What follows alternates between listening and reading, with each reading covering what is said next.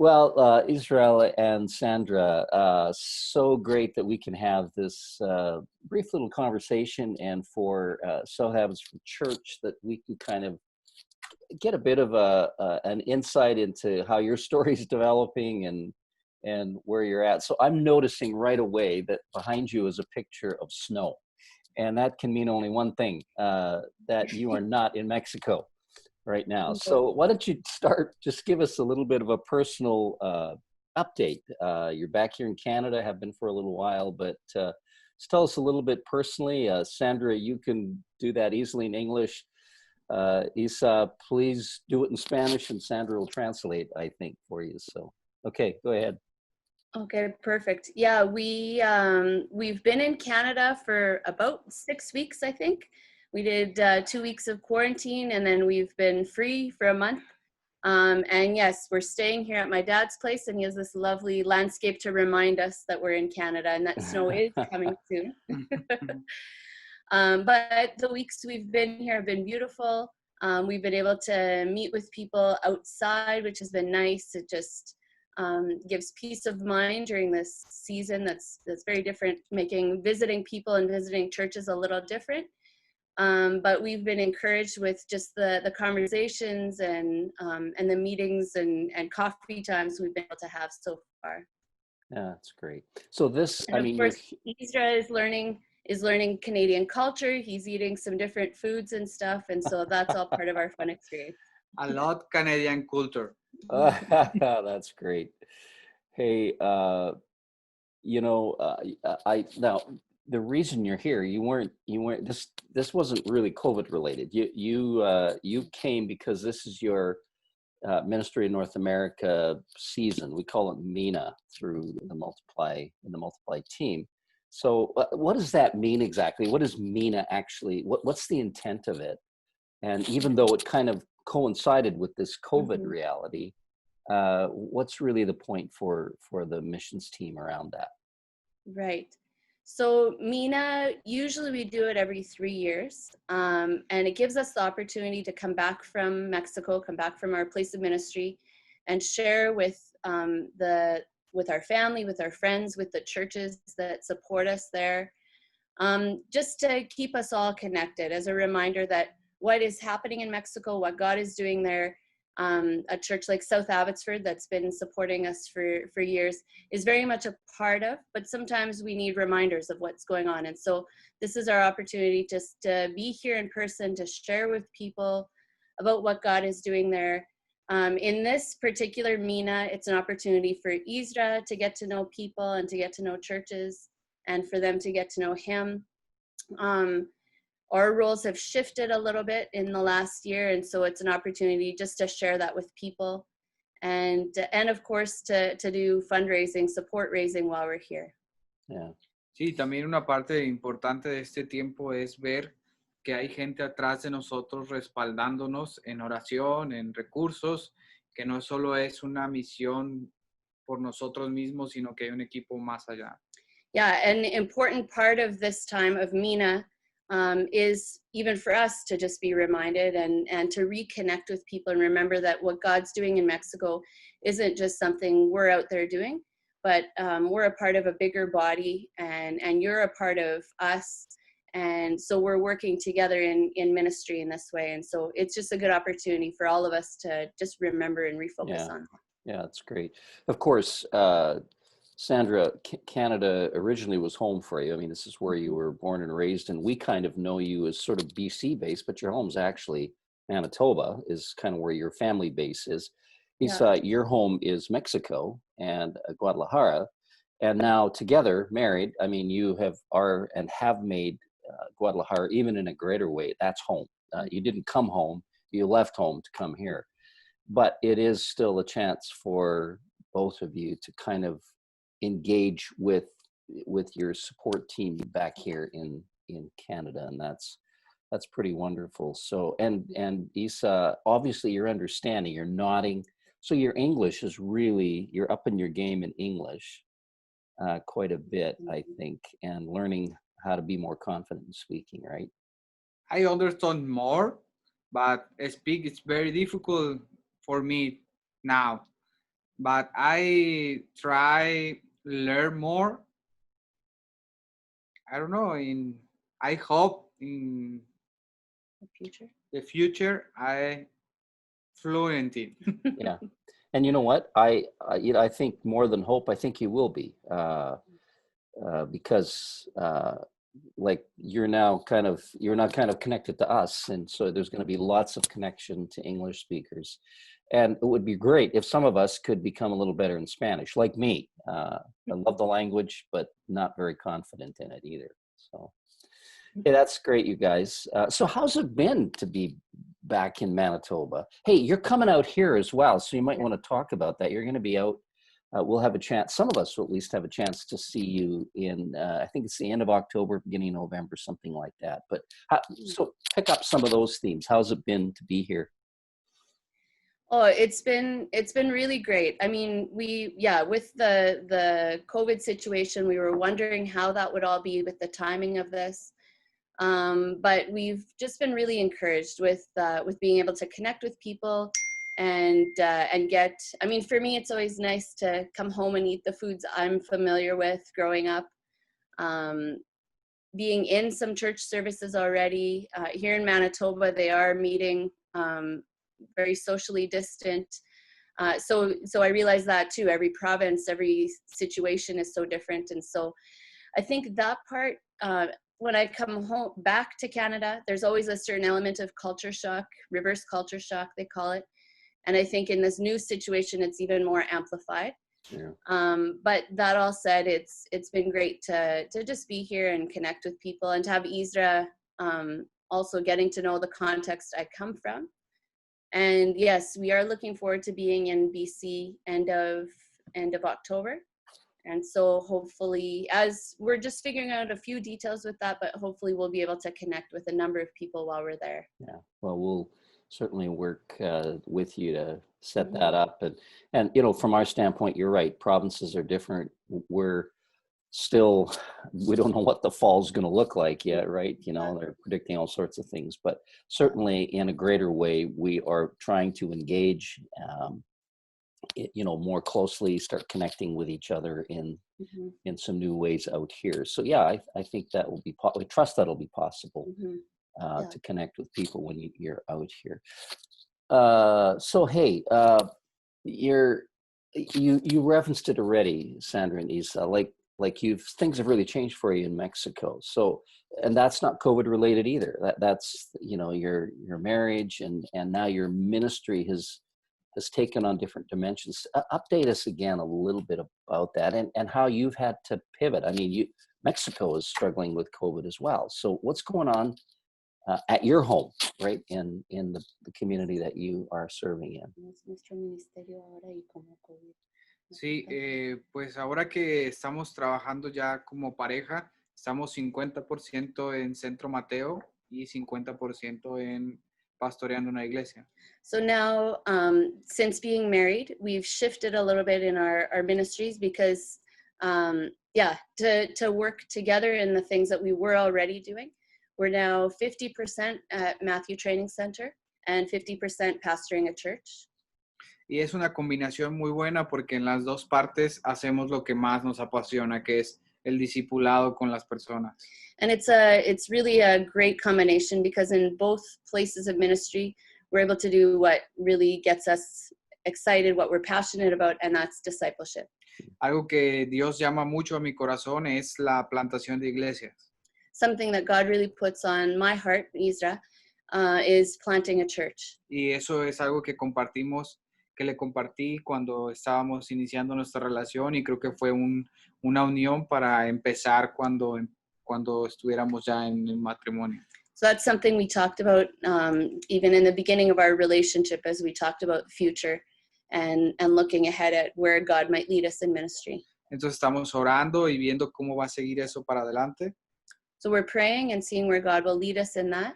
Pero COVID vino a cerrar todas las puertas. But with COVID, so much has just had to shut down and kind of stop in its tracks. And so we're also in a phase of just waiting. México inició con reglas estrictas de cerrar todo. when COVID first hit, Mexico was really strict with the rules and shut everything down. Pero después de 3 meses Yeah, after about o 2, like 2 months. empezaron a abrir las opciones, bueno, las puertas. Everything started to kind of open up. Pero los contagios comenzaron a ser mucho más altos. So the contamination just how contagious this is started to just grow. Hemos llegado a un punto en que realmente todos conocemos ya a alguien que murió por COVID. We've gotten to a point where all of us know of someone, maybe not a close person, but at least in our church context, everybody knows someone who's actually died of COVID. Sí, Wow. en nuestra iglesia no lo ha tenido alguien, pero en mi familia, por ejemplo, sí ya hay una familia completa infectada. We haven't actually had members of our church that have been infected or have had COVID, but the members of our church have all had family members, and actually Easter has had family members that have been affected. Entonces, toda esta situación ha hecho que nuestra iglesia continúe vía online. So because of the situation, we as a church are continuing online as well. Algunas cosas buenas que hemos visto a través de la iglesia online Some positive things we've seen as being online as a church es que hemos podido alcanzar a muchas más personas is we've been able to reach a lot more people. y personas nos han contactado para consejería o apoyo. And we've had new people contacting us, asking us for counseling, for support. Entonces, esa es nuestra situación actual que nos ha frenado a poder reunirnos. So that's our current situation. So we're not able to actually meet together still. Y el lugar donde hacemos el servicio de la iglesia es un colegio y las leyes mexicanas no permiten que los colegios estén abiertos. Our church actually meets in a school, and so far the laws in Mexico are schools aren't running in person. They're doing everything online, and we're not allowed to hold meetings at a school. Y no creemos que este año van a abrir. And so we're doubting that even this year, the rest of 2020, we'll be able to meet in person. La ventaja de que estemos hoy acá en Canadá es que podemos seguir haciendo iglesia por vía online. The advantage is right now, even though we're in Canada, we can still continue to participate with our church to some extent online. Yeah. Yeah, so really, I was thinking that as you were talking. I mean, actually, you can have a presence in a number of, I mean, I guess as much as you can be available for that, right, to contribute. So, Sandra, what talk about the Matthew Center. How's this all affected them and your role and work there? Well, we've had also not COVID related. We've had lots of changes at the Matthew Training Center this year. We've grown from a team of 4 to a team of 9, and so that in itself has meant transition in all of our roles and all of our kind of duties, or lack of a better word, at MTC. It's meant releasing certain things as we kind of figure out who takes what. But it also means visioning bigger things, and so it's an exciting time. It's a strange time because we're doing this transition in the middle of a context where we're not able to actually do things the way we normally have, and so we're all trying to learn and grow and shift within that. So I think my transition, just with marriage and sharing pastoral responsibilities, comes at a good time because it comes in the middle of team transition. And so, it's an adjustment. For me personally, it's definitely an adjustment, being used to something for so many years, but have just felt God's leading in that, God's opening up of doors, and God's grace in the middle of team transition as well. That's great. Well, it's great to hear you both have such a great attitude and posture about everything that's taken place. I mean, there's lots of transition in your personal lives, and then through, the ministry transitions that are inherent to your marriage and, all of that. And now COVID. So it's been really complicated year for you. You've been married about a year, and it's like, wow. But you've got a great posture. So we all have to, we can lament that it's not like it used to be, but then we have to understand, okay, so I've always used the language of, well, what's the new wineskin here? If there's new wine that God wants to pour out, like, You know, Jesus say, you don't put that in an old structure, in an old wineskin. So we just have to say, okay, how can this be different? And in that sense, better. So you say, well, we're actually reaching more people. Well, hey, then way to go. That's a huge benefit. So, hey, well, let me ask you a question. So how's your heart at this time and through all of this? And sort of, what are you hearing God saying to you just at that personal heart, spiritual level? Corazón, ¿y qué es lo que sientes que Dios te está hablando a ti ahorita? Para mí, que soy una persona que le cuesta mucho estar solo sin hacer mucho, For me, I'm a person that it's really hard for me to not do a lot. ajá, me siento a veces como atrapado, encerrado, I feel a little trapped sometimes, pero Dios ha estado hablando mucho a mi vida but God's been speaking to my life a lot. en resistir, tener paciencia, en estas dos palabras, resistir porque esto va a pasar y To resist and to be patient, those two words. To resist and stand firm because this will pass. paciencia porque Dios va a obrar. And patience because God is going to do something. Ujú. Entonces, estoy en ese aprendizaje para mi vida y para mi ministerio. So I'm in that place in my personal life and in ministry. Yeah. And for me, I think, although I know change is good, I have it all up here. Change is good, transition is good. It means growth often. But my personality tends to like routine, and I like things to kind of go the way I know that they normally should.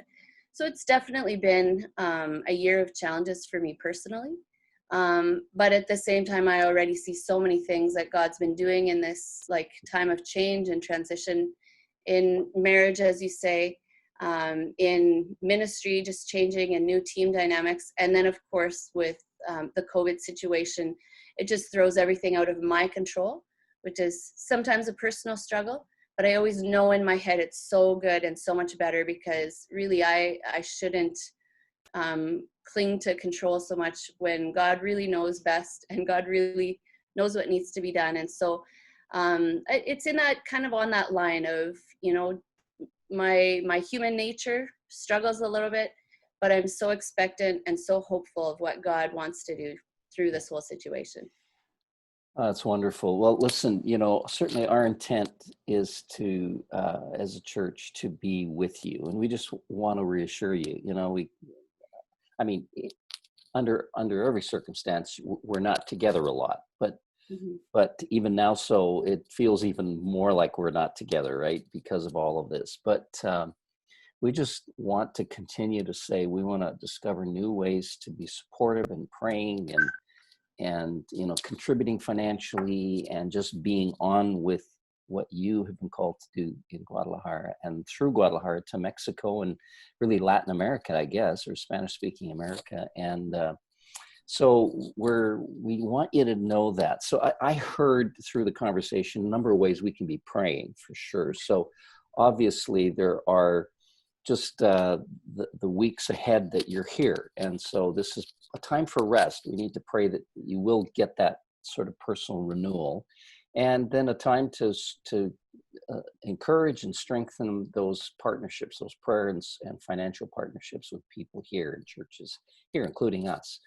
And so we want to pray for that will really be fruitful for you while you're here. We want to pray, obviously, for all of the transitions that you as a couple are still trying to figure out. Your marriage and then ministry that has had to adapt as a result of that. 50% now at Matthew Training Center, 50% with your church community there. And then all the realities of how COVID has affected your ministry, the church, and there have been tremendous changes, still not meeting, but tremendous blessings, reaching more people, being online, figuring out a new format, a new medium.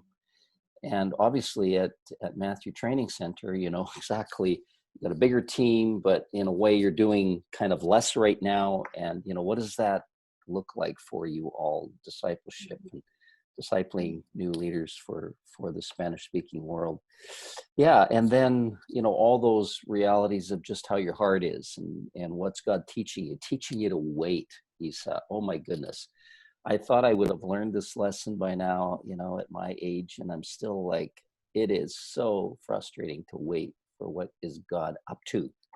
And so, you know, I'm like you. I can't sit around, like I want to do stuff. So anyway, we want to pray for you. And again, just to assure you how much we love you and are encouraged by what you're doing and how we can partner with you in this great work in Guadalajara through the church now and also through Matthew Training Center. So thank you so much for what you do, for your faithfulness and your courage to stay the course, keep on with the call that God's put in your life.